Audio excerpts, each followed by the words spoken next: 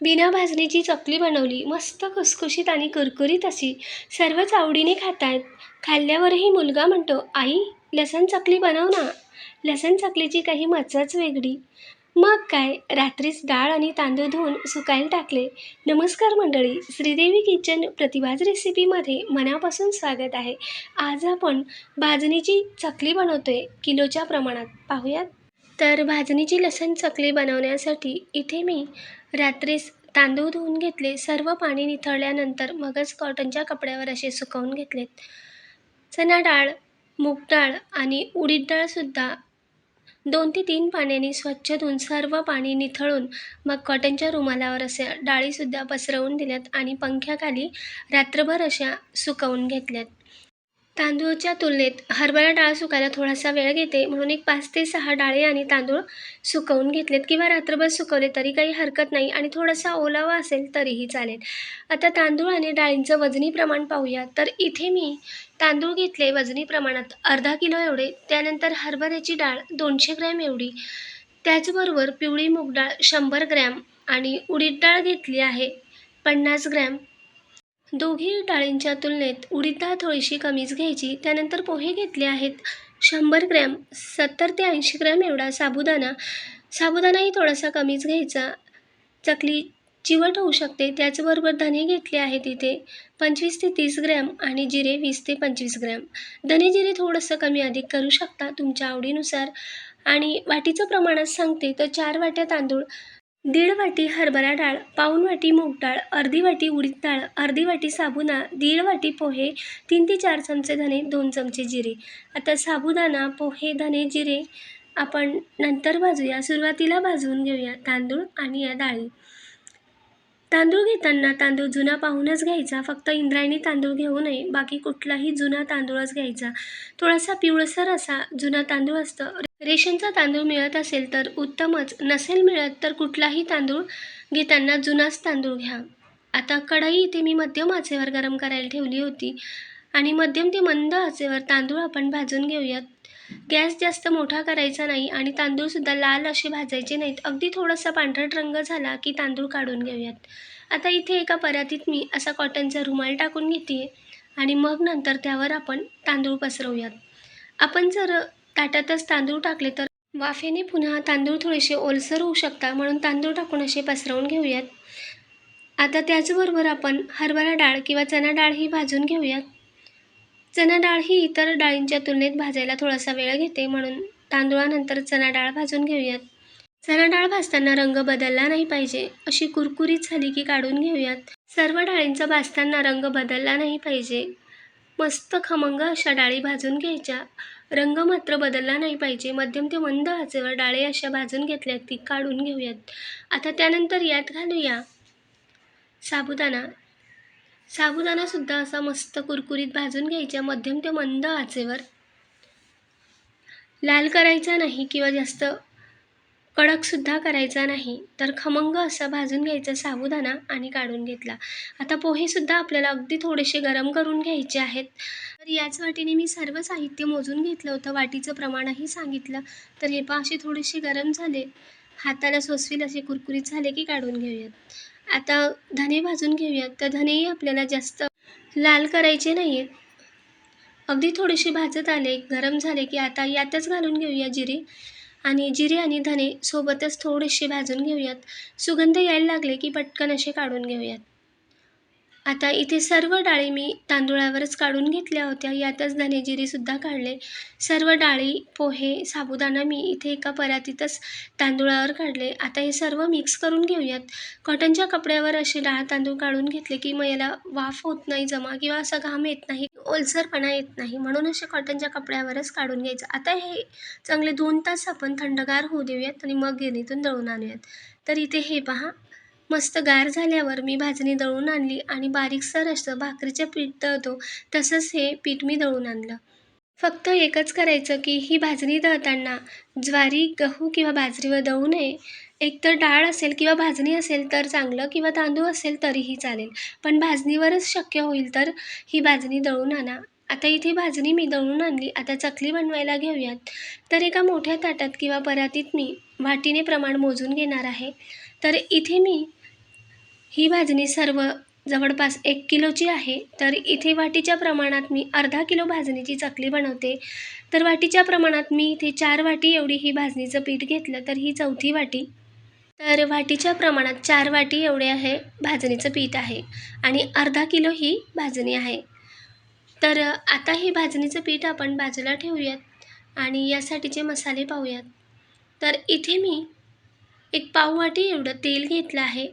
तेलाचं प्रमाण इथे अगदी महत्त्वाचं आहे. तर आपण 4 वाटी तांदूळासाठी पाव वाटी एवढंच तेल घ्यायचं. बाकीचे सर्व मसाले तुम्ही कमी अधिक करू शकता. अर्धा चमचा एवढे हिंग, त्यानंतर 15 ते 20 लसण पाकळ्या त्याचबरोबर घेतले आहे. एक 2 चमचा एवढे तीळ, एक अर्धा चमचा ओवा आणि चवीनुसार मीठ. लक्षात घ्या, तेलाचं प्रमाण अजिबात कमी अधिक करू नये. सोबतच इथे आपण लसण चकली बनवतो आहे म्हणून 15-20 लसण पाकळ्यांसोबत हिरवी मिरची आणि कोथिंबीरसुद्धा घेतली. 5 ते 6 हिरवी मिरची, मूठभर अशी कोथिंबीर. आता लसूण, हिरवी मिरची आणि कोथिंबीर आपण मिक्सरला फिरवून घेऊयात. वाटलं तर थोडंसं पाणी टाकून आपण याची बारीक अशी पेस्ट करून घेऊयात. तर इथे मी लसूण, मिरची आणि कोथिंबीर अशी वाटून घेतली. थोडंसं पाणी घातलं होतं. या पद्धतीने पेस्ट करून घेतली. आता पुन्हा भाजणीची परात घेऊयात आणि यात आपण हे पाव वाटी एवढं तेल गरम करून घेऊयात. तर लक्षात घ्या, 4 वाटीसाठी त्याच वाटीने पाव वाटी एवढं तेल घेतलं मोहनसाठी. तेलाचं प्रमाण अजिबात कमी अधिक करू नये. तर तेल गरम करताना मस्त कडकडीत असं तेल गरम करायचं आहे आणि कडकडीत तेलाचं मोहन या भाजणीच्या पिठावर घालूयात. आता हे सर्व मोहन चमच्यानेच आपण मिक्स करून घेतलं आणि मग हाताला सहन होईल तेव्हा हातानेच आपण हे मोहन सर्व पिठाच्या कणाकणाला लावून घेऊयात. एकसारखं हे मिक्स करून घेऊयात. आता हे तेलाचं मोहन भाजणीच्या पिठाला लागलं नाही, कसं ओळखायचं? तर असा मुटका बांधून पाहायचा. तर मुटका बनत असेल तर समजायचं की पिठाच्या कणाकणाला हे तेलाचं मोहन लागलं आहे. आता यात घालूया मसाले. इथे घातले मी लाल मिरची पावडर, त्यानंतर हिंग, त्याचबरोबर घालूयात तीळ, सोबतच घालूया एक पाव चमचा एवढी हळद. हळद थोडीशी कमीच घालायची, नाहीतर मग थोड्याशा काळसर अशा चकल्या होतात. त्यानंतर ओवा घालून घेतला. आता चवीनुसार मीठ. हे सर्व कोरडंच आता याला मिक्स करून घेऊयात. हे मिक्स झाल्यानंतर आता घालूया यात जे आपण लसूण मिरचीची वाटण करून घेतली, ती पेस्ट करून घेतली ती घालूयात आणि हे सुद्धा चांगलं असं मिक्स करून घेऊयात. तर हे पहा, या पद्धतीने मी हे चांगलं मिक्स करून घेतलं.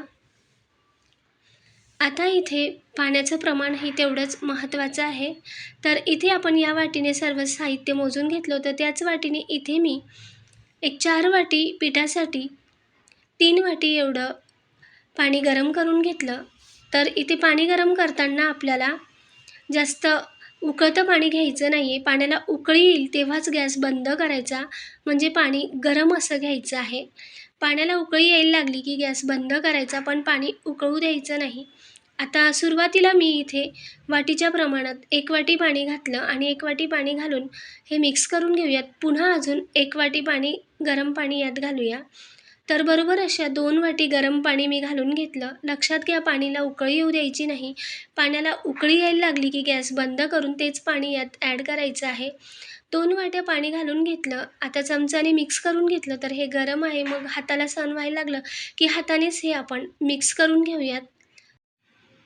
पाणी सर्व पिठामध्ये मिक्स करून घ्यायचं आणि गरम-गरम ही भाजणी अशी थोडीशी दाबून ठेवायची. हे पहा, म्हणजे हे थंड होणार नाही आणि या गरम पाण्यात ही भाजणी मस्त फुगून येईल. यावर आता झाकण ठेवूयात आणि एक 15 ते 20 मिनटं ही भाजणी अशीच झाकून ठेवूयात. भाजणी आपली मस्त मुरते गरम पाण्यात, तोपर्यंत आपण इथे साच्याला तेल लावून घेऊयात. तर इथे साच्याला असं तेल लावून घेतलं आणि चकलीची प्लेटही इथे लावून घेतली. आता एक 15 मिनिटानंतर आपण भाजणीचं पीठ चेक करूयात. तर हे पहा, भाजणी मस्त अशी वर फुलून आली आहे.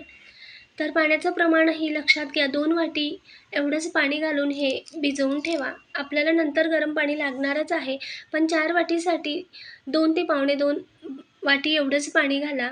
नवशिके असाल तर एकदम मोजून मापूनच हे पाणी इथे सुरुवातीला ॲड करा. तर 4 वाटीसाठी 1.5 ते 2 पावणे 2 वाटी एवढंच पाणी सुरुवातीला घालून ही भाजणी मुरू द्या.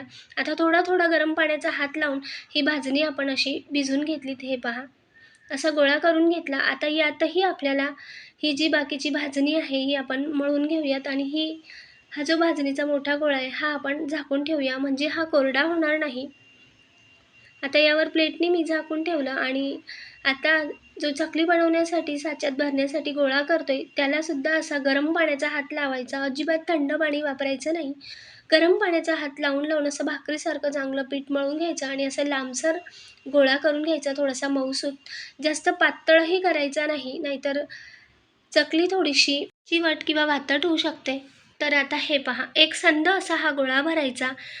असा तोडून किंवा अर्धा गोळा नाही भरायचा, म्हणजे यात हवा जाते आणि चकली मग तुकडा पडू शकतो. म्हणून एक संध असा हा आपण रोल भरून घेतला. यात जो शिल्लक होता तो भाग हातानेच वरच्या वर काढून घेतला, साचा बंद केला आणि आता मी इथे अशा या प्लेटी ठेवून घेतल्यात. आता चकली पाडताना सुरुवातीचा जो भाग आहे त्याला थोडासा असा गोल करून घ्यायचा.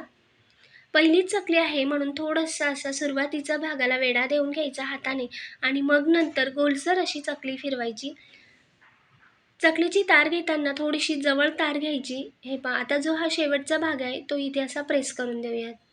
तर मस्त अशी काटेरी आणि गोल गरगरीत चकली झाली. तुम्हाला जवळून दाखवते. तर हे पहा, मस्त असे काटे आले आहेत आणि गोलसर अशी ही चकली तयार झाली आहे. आता दुसरीही चकली दाखवते. तर त्याच पद्धतीने असा हा चकली आपण जवळून अशी तार घेऊयात. सुरुवातीचा चकलीचा तारेला वेढा येत नसेल तर असा थोडासा हाताने गोलसर करून घ्यायचा आणि शेवटचं टोक असं तोडून त्यावरच प्रेस करून घेऊयात. तर दुसरीही चकली पहा, मस्त काटेरी अशी झाली आहे आणि शेवटचा टोक असा थोडासा प्रेस करून मस्त गोल गरगरीत अशी चकली झाली. काटेही मस्त उठून दिसत आहेत. आता याच पद्धतीने आपण प्लेटीवर किंवा तुम्ही टिश्यू पेपरवर किंवा जमलं तर एखाद्या केळीच्या पानावर सुद्धा तुम्ही ही चकली पाडून घेऊ शकता. जमेल तशी ही चकली ताटावर किंवा टिश्यू पेपरवर पाडून घ्या. तर याच पद्धतीने मी 5 ते 6 चकल्या सुरुवातीला पाडून घेते. अजून 4 ते 5 प्लेटींवर मी अशी ही चकली पाडून घेणार आहे. तर इथे मी अशा सुरुवातीला 5 ते 6 चकल्या पाडून घेतल्यात. मस्त गोल गरगरीत अशा चकल्या झाल्या आहेत. एखाद मोठ्या ताटातही चकल्या 6 ते 7 पाडून घेतल्या तरी काही हरकत नाही. फक्त उचलताना काळजीपूर्वक उचला. आता इथे कढईत मी तेल गरम करायला ठेवून घेतलं होतं मध्यम आचेवर. तेल गरम झालं तर हे कसं चेक करायचं, तर आपण एक चकलीचा थोडासा तुकडा टाकून पाहिला तर हळुवारपणे वर आला तर समजायचं की तेल बरोबर गरम झालं आहे. पटकन वरती आला तर जास्त तेल गरम झालं आहे, म्हणून कडकडीत तेलात चकली सोडू नये. मध्यम असं तेल गरम करायचं. हळूवार चकलीचा तुकडा वरती आला की तेवढंच मध्यम आचेवर तेल गरम करायचं आणि मध्यम आचेवरच गॅस ठेवायचा. आता एक एक करून आपण चकली अशी हाताने सोडून घेतली. नवशिके असाल तर हळुवारपणे झारणीने तुम्ही चकली सोडू शकता. 2 चकल्या मी हाताने सोडल्या आणि एक तिसरी चकली तुम्हाला झारणीने सोडून दाखवली. नवशिके असाल तर झारणीनेच चकली सोडा. कदाचित हातावर तेलाचे थेंब उडू शकता. तर एक 2-2 मिनिटांनी आपण ही चकली अशी उलटपालट करून घेऊयात. तर मस्त अशी खमंग चकली तळल्या जाते. सतत 2-2, 3-3 मिनिटांनी चकली अशी उलट करत राहायची. तोपर्यंत उलटपालट करायची की चकलीचे बुडबुडे कमी होत नाही, तोपर्यंत चकली आपण उलट करायची. तर आता हे पहा, चकलीचे बुडबुडे कमी झाले तर चकली आपण काढून घेऊया. तुम्ही पाहू शकता मस्त अशी कुरकुरीत आणि काटेरी चकली आपली तयार झाली आहे. आता एक तेल गळेल अशा झारणीत पुन्हा मी काढून घेतली आणि ही चकली आपण एखाद्या चाळणीवर काढून घेऊयात, म्हणजे जास्तीचं तेल आहे तेही खाली गळून जाईल. त्याच पद्धतीने असं दुसरीही बॅच तळून घेतली. तर सर्व चकल्या इथे तळून झाल्या आहेत. तुम्ही पाहू शकता मस्त अशा काटेरी आणि खुसखुशीत चकली आपली तयार झाली. अजिबात चकलीचा तुकडा पडला नाही. गोल गरगरीत आणि काटेरी अशी चकली तयार झाली आहे. तिळही मस्त उठून दिसते. आता चकली तुम्हाला तोडून दाखवते. तर हे पहा, हाताने मस्त असा चुरमा होतो आहे आणि एकदम खुसखुशीत अशी चकली झाली आहे. चकलीचा एकन एक तुकडा मस्त मस्त असा नळीदार झाला आहे. तर हे पहा, दुसराही कुठलाही तुकडा उचलला तर चकलीला मस्त नळी पडली आहे. छोटाही तुकडा घेतला तरीसुद्धा चकलीला मस्त अशी नळी झाली आहे आणि खुसखुशीत अशी लसूण चकली आपली तयार झाली आहे. लसूण, मिरची, कोथिंबीरची चव ही चकलीमध्ये मस्त लागते. आवडली तर लाईक करा, शेअर करा, सबस्क्राईब करायला विसरू नका. कमेंटद्वारे नक्की कळवा. नवीन रेसिपीसोबत पुन्हा भेटूया. धन्यवाद.